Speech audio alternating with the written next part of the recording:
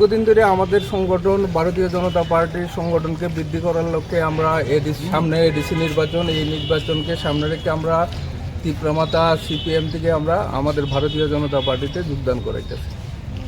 এরই পরিপ্রেক্ষিতে আবার আগামী 8 তারিখ আমরা একটা বাইক র্যালি, যুব মোর্চার উদ্যোগে বাইক র্যালি করার পরিকল্পনা আমরা গ্রহণ করছি।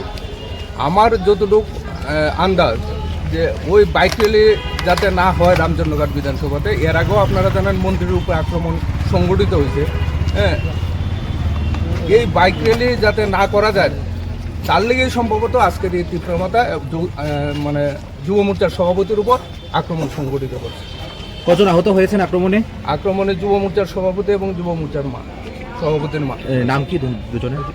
যুব মোর্চার সভাপতি রামচন্দ্রঘাট যুব মোর্চার সভাপতির নাম হইল রূপক ঘোষ, আর ওর মা হইল মিনা ঘোষ। কোন জায়গাতে আক্রমণটা হয়েছে? তার বাড়িতে সকালবেলা 8:30 থেকে 9টার ভিতরে সংঘবদ্ধ হামলা, প্রায় সখানেক সেখানে তীব্রমাতার লোকজন সেখানে উপস্থিত। এখন আপনারা কোথায় এসেছেন? আমরা প্রথমে পিএসএ কল করছি, কল করার পরে আমরা এখন থানাতে আনছি ট্রিটমেন্ট করার জন্য, হসপিটালে।